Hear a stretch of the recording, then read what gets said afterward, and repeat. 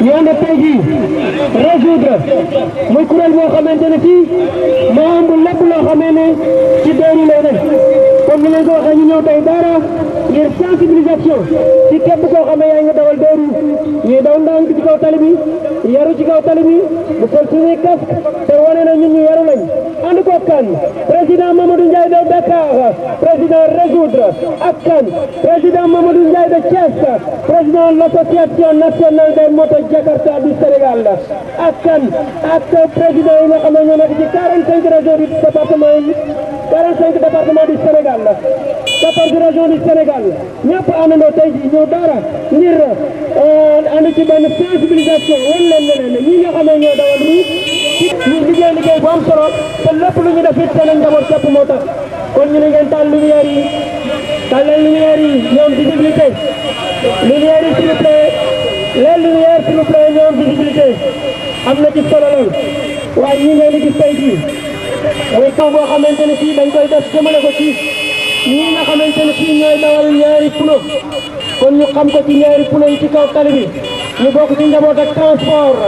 nga xam ne saa su nekk kenn mun leen a jëlee ci tali bi waaye nag war nañ koo mën a réglementé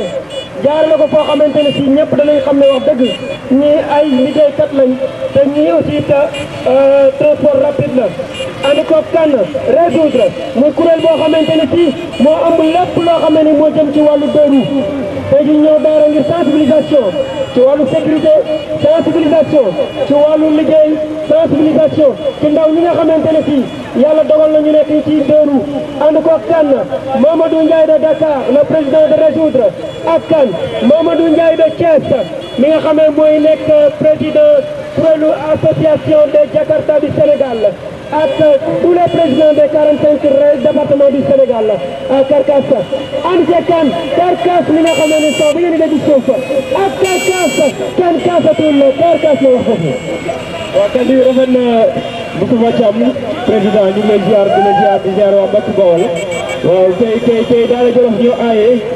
dañu am mbégte ak contentement ba ñu fekk fee suñu xarit suñu doomu ndey Ibrahima Ndiaye Daara Jolof nekk ki nga xam ne mooy président d'organisation. di jaajëfal bu baax ci mobilisation bi nii waa di jaajëfal borom Dóoru yi borom Jakarta yi ana borom Jakarta yi foo ñu taxe jabloɗo duma ci lekse mo gën kalu ci kolo wi ne ciirse jogol fat sallah lool gëña gën kalu ci kolo wi ne ciirse jogol fat sallah lool gëña fe jabloɗo duma ci lekse mo gën kalu ci kolo wi ne ciirse fat sallah lool gëña fe ko ci baax am mono li sax te biir xëyul di taax soo gëmee rek mu baax jox nañ la embauchement jàppale suuf ak ciment ma dal soo ñu taxe njab la rek du ma ci laxe moo gën kalu ci kolo bi di tiirse jógal rek mbokk Daara Jolof tey résoudre ñoo fi ñëw di réseau sénégalais des organisations d'usagers de Dóoru bu ngeen déggee résoudre li ko wër mooy 14 régions yi ak 45 départements yi ku ci nekk am représentant tey ñu ne lan la ñuy teewal. mooy suñu jàngoro bu fas yéene ko résoudre naka moom mooy président Jakarta yi wala président des Dóoru ñëw au niveau de Daara ñu def ci benn jour ñu recevoir bi nga xam ne moo nekk Dagana ak ki nga xam ne Moussa Badiane moo nekk au niveau de Russie Atol ñu ngi leen di jaajëfal. solo lool kon waa Daara Jolof ñu ànd ci ak président résoudre Mamadou Ndiaye de Dakar ak président association des Jakarta moo leen ko andil di sensibiliser ñuy wër nag à travers tout le Sénégal ñu demoon fii Dagana ak Richard Toll tey ji ñëw Daara te incha allah danañ wër Sénégal gi yëpp président Ousmane lan nga wax foofu. Merci Moustapha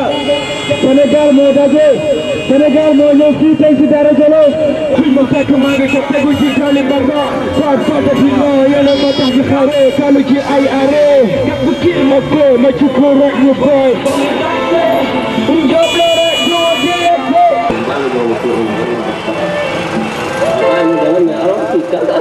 ana borom Jakarta yi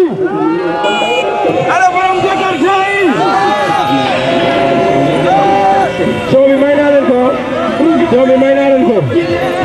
moo gën kalu ci ko wene tiso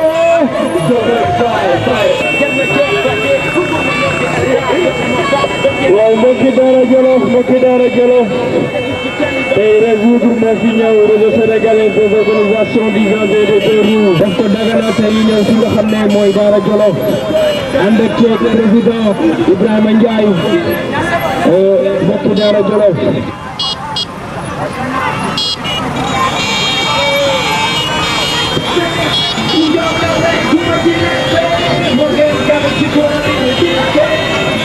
maa ngi nuyu au passage monsieur Mamadou Ndiaye président Résoudre et monsieur Mamadou Ndiaye président de après da ngay delluwaat dégg nga appelle constat te ku am permis rek moo mën a def constat ñu ngi lancé appel boobu noonu di lancé tamit appel à tous les autorités qui sont à Daara Jolof ñu leen di woo ci li nga xam ne résoudre combat bi nga xam ne mu ngi koy mené ici à Daara Jolof et partout au Sénégal résoudre réseau sénégalais des organisations d'usagers des deux roues pour une journée de sensibilisation pour la prévention et la sécurité routière ici à Daara Jolof avec les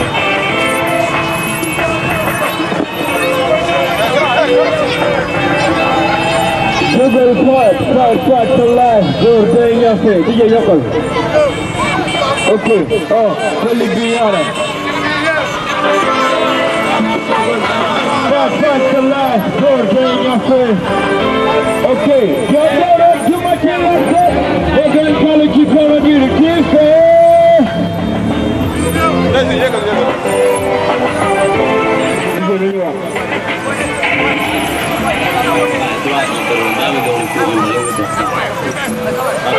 Mbokki Daara Jolof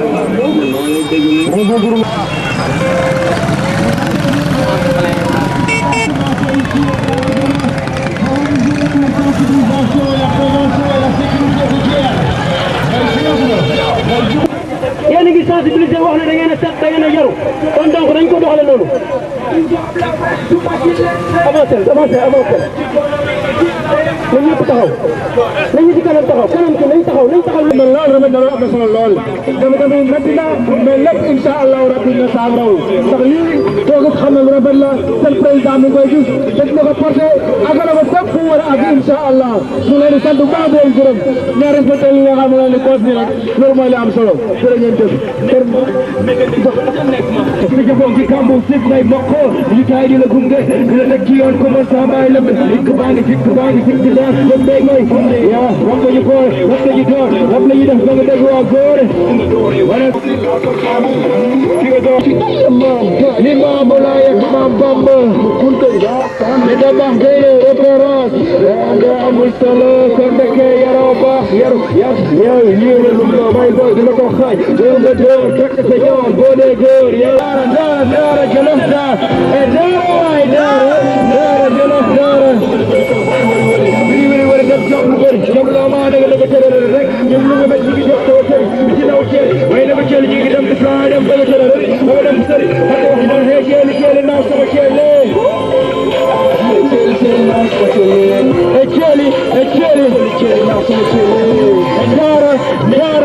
daara Jolof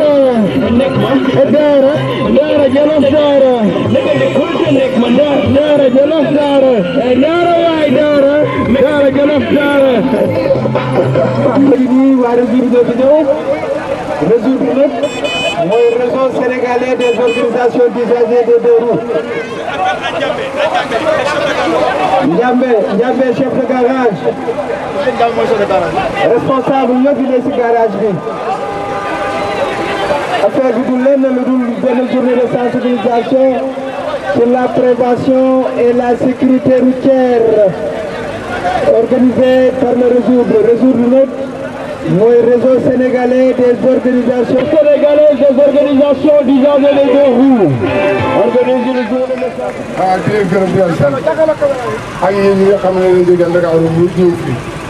di bëgg lu baax parce que ni ngeen def c'est kontaan naa si. ñooñu nit war nañu leen a gërëm kon nag war nañu leen delloo njukkal yàlla yàlla jàppale man nag li may wax muy borom Jakarta yi borom oto ñëpp samay doom lañu kenn ku ne dafa am loo war a muñal sa morom oto bi bu demee bu ci tali bi Jakarta bi balaa dina bousee na taxaw xool gauche xool droite wax naa leen te it keroog bi leen commandant de brigade bi jàppee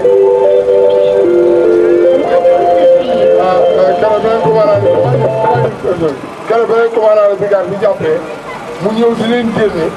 dama ñaata Jakarta nga mën a ko ñett mënu ma génneel ko ne ñëw ne bay jàpp bi ma ne la ko sama njaboot soo muntu nga jëf téer ñëpp soo commandant de brigade bi ko baaxoo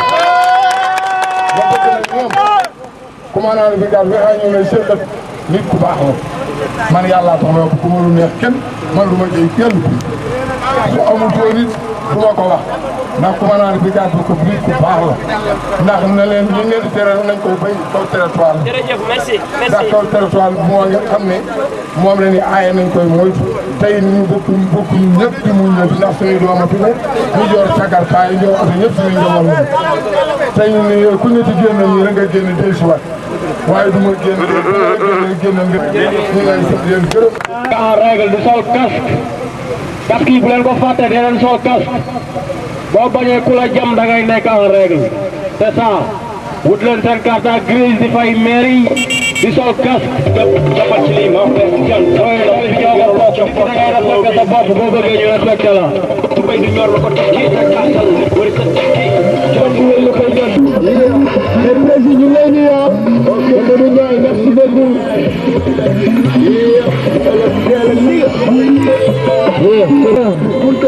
oui nous avons de référence Amoun Salah Chateke Makidara Jolof résoudre ma signature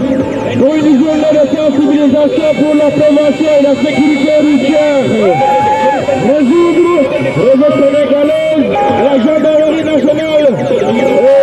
et Dara Jolof. Ainsi que nous lançons un appel à tous les autorités ici, à Dara Jolof.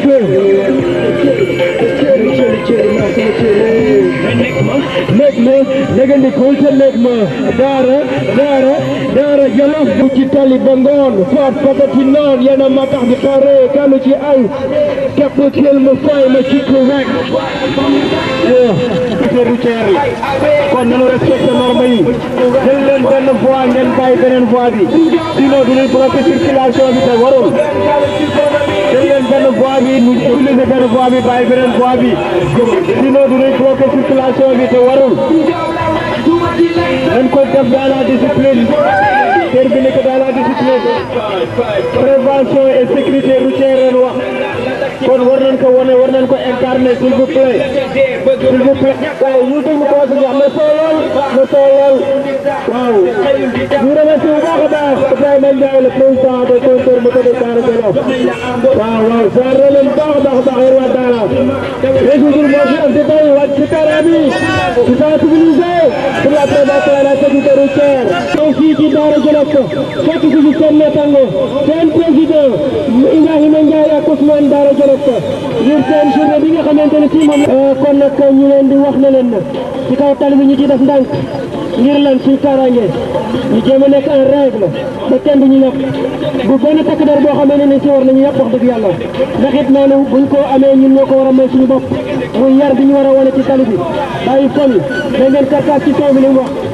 Ibrahima Ndiaye ñu ngi remercier notre frère Ousmane de Dara Jolof ñu ngi yëgal ni tey Sénégal lépp ñoo daje stop Ousmane ba nga ñafe ni moo fexe kenn bu kenn doole go ay lan weekalu bi ak dagalu bi ku toog di nekk di wala ngeen yi am juróom sedd maa ngi ñëw de bugguma ñëw di star yor ma fat ba kenn bugguma doon star man damay may ku dalu ci dalu bi dama xalango damay may ku dalu ci dalu bi dama xalango dalu bi dafa wow ma ci daanu dina daayu li ma def mooy di daw di ci kaw sant fii boo gisee ñu ñëw fii maire ñu ñëw nii si la parce que lii programme bi dañ kaa yegg dox au niveau national la le président moo nekk nii ñu ngi jógee ba Dakar ñi kenn ku nekk ci région yi di jógee ak ci département bi parce que boo gisee ñun du la mën a tëb dañoo gis li nga xam ne ñun gis nañ ne fi commune dans la commune de Thiamène Pass ak le département yaa ngi liggéey boo xam ne liggéey bu mucc ayib la ñun ñii ñëpp xam nañ ko mën naa ne fi ñu toll nii le président comme que dafa am ñoo xam ne ni ñuy xaar dama lay dégg kàddu gi nga wax ak le maire Thiamène Pass dèjà mi ngi nii quoi parce que dafa am ñuy xaar. voilà salaamaaleykum mbooloo mi nuyu bu baax di nuyu aussi suñu mbokku gendarme yi nga xam ni vraiment ñu ngi taxaw si suñu sécurité donc di leen ci remercier bu baax di wax rek ñu ngi lay remercier parce que dégg nañ si ay jaloore ndax nit bu ay nit jógee ci dëkk ñu leen kaa leen seeti diw rek borom dëkk ñi nekk ci dëkk bi ñoo la xam donc dégg nañ ci yow ay jëw yu rafet nga xam ni nag da ngeen ñu njaboote gis nañ li ngeen def si ñun mais ngeen yokk seen loxo yaakaar naa am na benn flyers bu ma la jox soo ko xoolee ci xale yi ñu mën a am permis de conduire ngeen jël ko en charge parce que amaguñu xale yi amaguñu maturité boobu ensuite seen doole attanu ko dañu bëgg dénk leen xale yi ngeen wutal leen ay permis de conduire ngeen wutal jàppale leen aussi ñu mën am ay carte grise parce que ñun yaakaar boobu lañu am ci yéen ñu leen di ñaan aussi ak préfet yi nga xamante ne ñoo fi nekk ñu organiser xale yi ay rencontre di waxtaan ak ñoom di leen sensibiliser loolu la ñu soxla ensuite ngeen wutal leen suuf daggal leen ko jox leen ko ñu dëkk ci parce que ñii ay borom kër lañu te seen doole matul seen ginnaaw donc yooyu yëpp ay idée la yoo xamante ni vraiment ñu ngi leen koy dénk ñun aussi di waxtaan ak ñoom ci kër yi bu weer deewatee nañu xool nombre de moto yi nga xamante ni ñoom ñoo fi nekk ñu dajale li nga xam ne mooy impôt yi nga xam ne mën na leen mairie bi teg ñu dajale ko def ko benn loo bu mat dem versé ji ko trésor wala ñu dem versé ji ko fi ñu ko war a versé su ko defee boobaa di ngeen gën a xam suñu njëriñ ci dëkk bi donc loolu la woon pour ñu bañ a guddal wax ji nga xam ne Sénégal moo fi daje représentant 14 régions yi ñoo fi daje ak représentant 45 départements yi ñoo fi daje suñu mbébét nag mooy accompagner aussi le président de la République ci mission bi nga xamante ni moom la bëgg da ngeen ñuy jàppale nag bu baax ñun dinañ fexe mu gagné au premier tour dinañ ko voté suñu ay jabar voté leen suñu ay rak nu ñu mën a toll rek dinañ ci def suñu këm di la kàttan parce que nous sommes au nombre de 185 000 au niveau du Sénégal donc loolu am na solo donc aussi nga yeggale ko suñu mais ñu gëstu aussi jàppale ñu bu baax a baax donc loolu laa amoon ci li may wax asalaamaaleykum wa rahmatulah.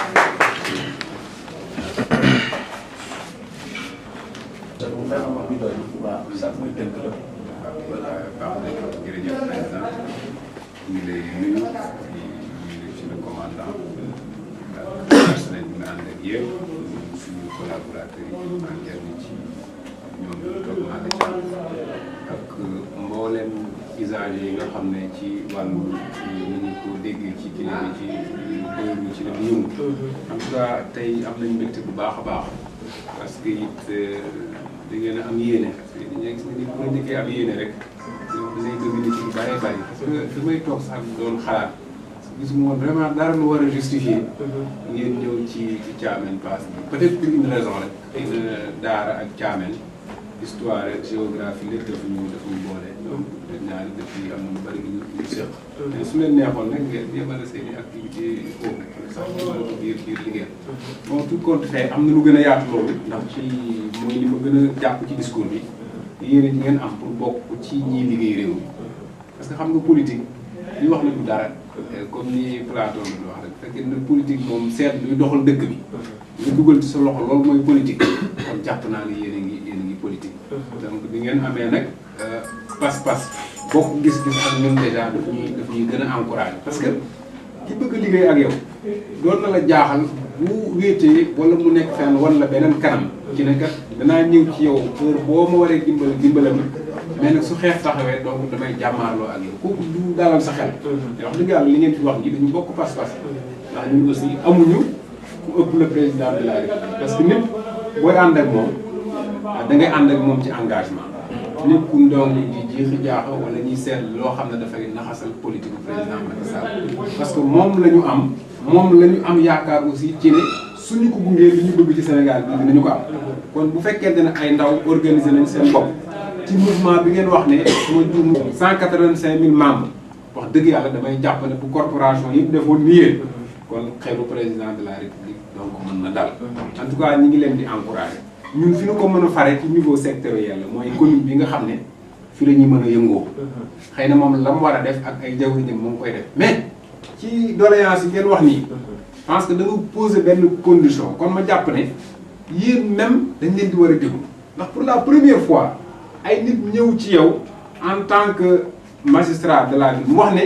ci wàllu impôt kon ñun gis nañ ne comme dañuy yëngu ci biir territoire bi am na loo xam ne war nañ koo mobiliser pour que ñu mën ko dugal au trésor xam nga nit kuy sensibiliser ay ñi muy bokkal liggéey ci wàllu woowu rek jàpp naa ne wax dëgg yàlla kooku boo amee chance collaborer ak moom mën nga am yaakaar te impôt boobu en principe bu ñu ko jaaralee fi ñu ko war a jaarale importance bi mooy mu delluwaat ci ñi mu jóge woon rek wax ngeen fi sànq ne am nga ay besoins yi da ngeen koy am ci formation soxla ay permis de conduire ñun déjà bu nit ki contribuer donte loolu matul ñun li ñu ko war a delloo en retour sax daf ñuy encourager. Je pense que tey pour la première fois bu ñu toogoon gis nañ les conducteurs de moto Jakarta que am na impôt boo xam ne jaarale nañ ko ci trésor public wax dëgg yàlla lépp lu sàkkooti ñun dañu koy doubler par 2 wala de sorte que lépp lu ngeen di yëngooti ñun aussi ñu mën ko yëg préparer ko def ca lan ca war def en tout cas ci li ñu tiim nii dinañ ci bàyyi xel bu baax a baax ndax yàlla dogal na it xëy na yéen ñu jóge ci yeneen région yi su ngeen demee ñun suñu frère Ibrahima mu ngi fi te chaque fois donc am na opportunité di gise ak moom donc ci wàllu fàttali aussi soxla yooyu dinañu koy fàttali saa su nekk. dalal fii ci commune bu Thiamène Pass sant yàlla nag wér-wér parce que am réew jógee ay ndaw ay xale jóg am xalaatu di warum réew wala la ci ñee ñuy seeti da ngay sant si waaw jàppal ne kon da ngaa war a gën a góorgóorlu gën a yokk say jéego parce que am na lu ñu séntu ci yow loolu ngeen di séntu ñun nag incha allah lañ ca man ak luñ ci mun daañu ko jéem wax dëgg maire wax na ko sànq am na ay conducteurs Jakarta yoo xam ne ci biir commune Thiamène Pass lañ dëkk mais teguñu leen benn charge teguñu leen dara lu may bàyyi leen ñu continuer seen liggéey te luñ am ci luñ mën a dimbale daañu leen ko dimbale ci soobee yàlla donc organisation d'usager des deux roues moom mooy résoudre ñoom ñoo am ndaje fii ci Daara Jolof ndaje mi nag nekk ndaje moo xamante ni ndaje national la maanaam ñëpp ñi nga xamante ne ni dañuy yëngatu ci wàllu Jakarta ci wàllu deux roues au niveau national tey daje nañu fii bi ñu fi dajee ki nga xamante ne nii moom mooy ndaw li nga xamante ne nii fii la dëkk ci dëkk bi juddoo ci dëkk bi yaroo ci dëkk bi fekk baax ci dëkk bi baax fekk ko ci dëkk bi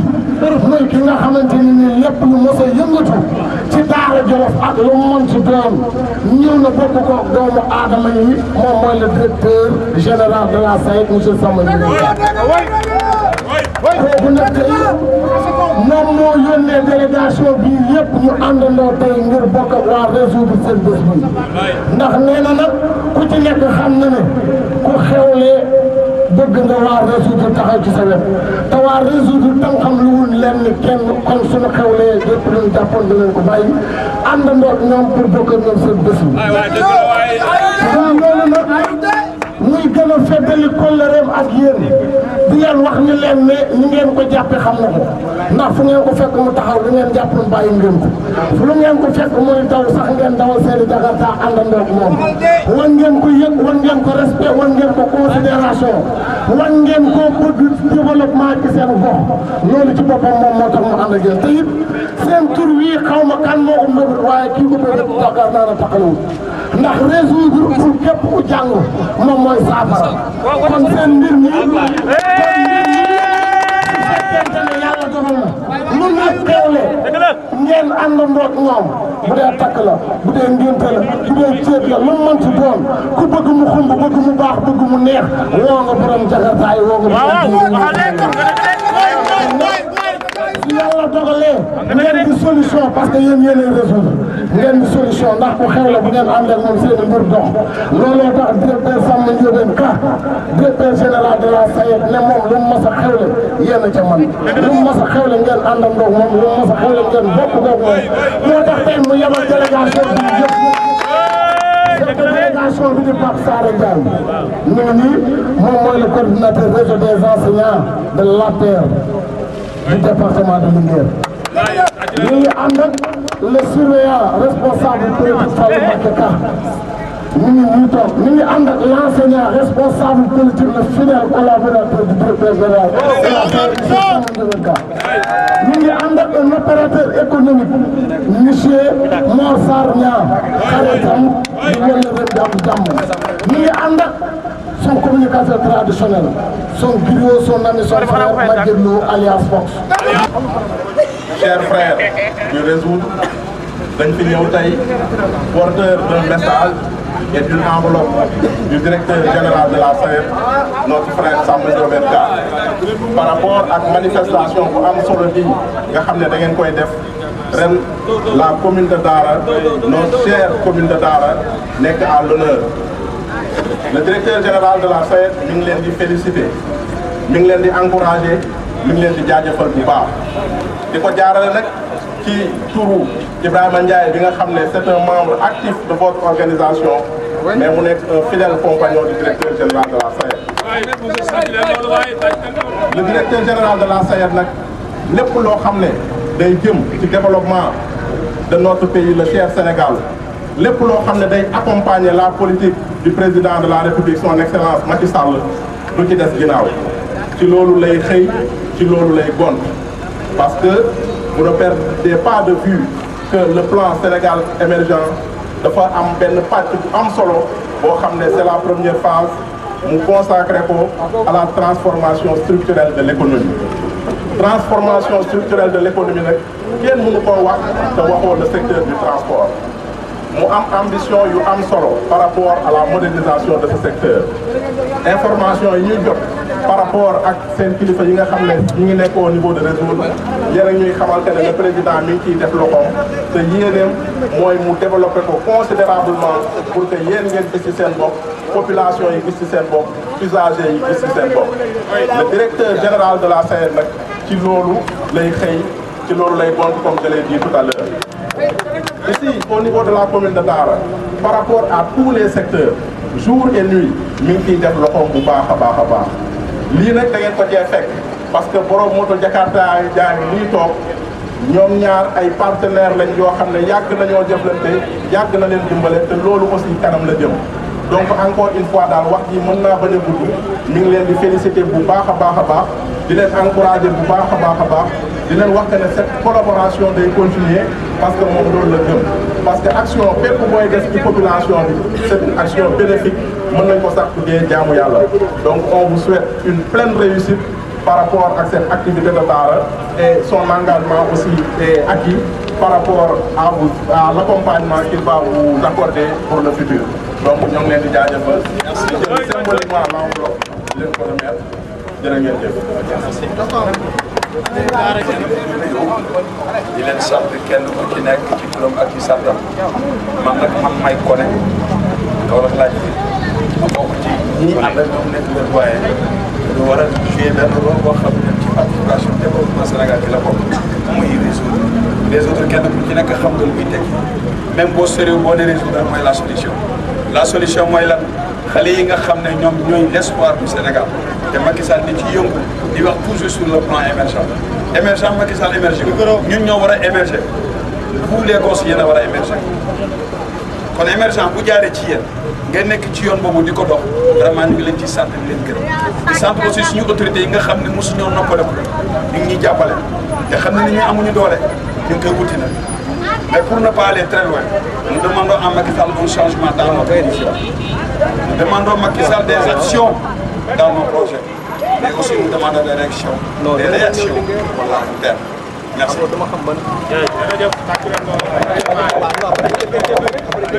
Asalaamaaleykum mbooloo mi maa ngi leen di nuyu ci kenn ku nekk ci turam ak santam di leen wax tey suñu kontaante ci Daara Jolof bi nga xamante ni ñëw nañ fii ay nit yu baax teeru ni balaa may commencer rek dama bëgg attirer seen attention li nga xamante ni moom mooy suñu mission ak li nga xam ni moom moo ñu tax a jóg li ñu tax a jóg mooy bokk ci suñu développement réew li ñu tax a jóg mooy réglementer secteur bi li ñu tax a jóg mooy sensibiliser Sénégal yëpp képp ki nga xam ne yor na 2 roues ñu sensibiliser la nga dox ci la prévention et la sécurité routière nga respecté code de la route xam nan ak nan nga war a taxawee nan ak nan nga war a doxee ba boo defee naka su dul noonu nga xam lan moo la ci nar a fekk ak ni nga war a taxawee pour mën a dox exactement jóge sa kër dem liggéeyi wàccaat ci jàmm. donc ñuy wax aussi ni suñu taxawaay bu ñu xoolee ci plan Sénégal émergent bi nga xamante ni président de la République taxaw na ci te yaakaar naa ndaw boo nekkee ci sa réew da nga war a am taxawaay boo xamante ni nga amal njëriñ sa réew. donc ñun suñu taxawaay bi xaaruñu ci kenn ñun ñoo jëgal suñu bopp jël suñu ay moyens bopp pour taxaw wane ni ñun ci réew mi lañ bokk suñu amee nag un président boo xamante ni mi ngi liggéey bu rafet àdduna bi yëpp teg seen bët kooku dafa mérité ñu jàppale ko donc suñu taxawaay loolu mooy suñu taxawaay. beneen bi gis nañ ni aussi président mi ngi def ay action mais dafa des parce que tey damay jël exemple ci Daara Jolof bi nga xamante ni fii lañ taxaw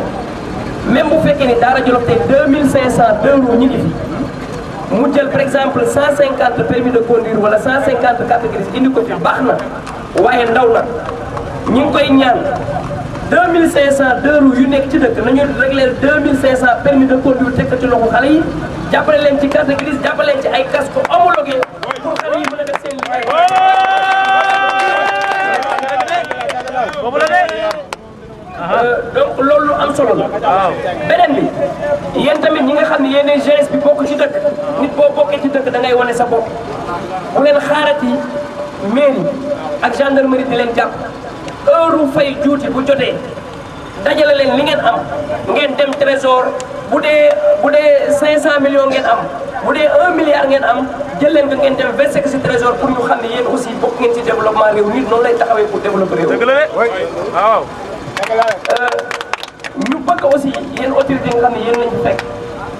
ñu ngi leen di dénk xale yi yéen lañ am yéen la ñu yaakaar te réew jeunesse moo koy doxal maa ngi ciy dugal sax ni dañu bëgg ngeen jox leen benn espace boo xamante ne da ngeen koy lotissé jox leen ay terrain ñu dëkk ci parce que ñii ay père de famille lañ te mérite nañ loolu.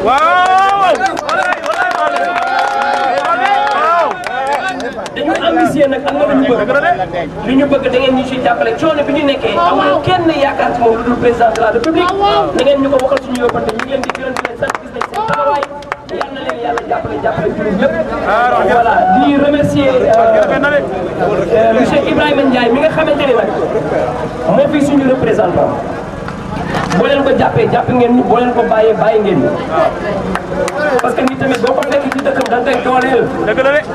moom lañ fi teg lu mu wax noonu la lu mu waxul du noonu.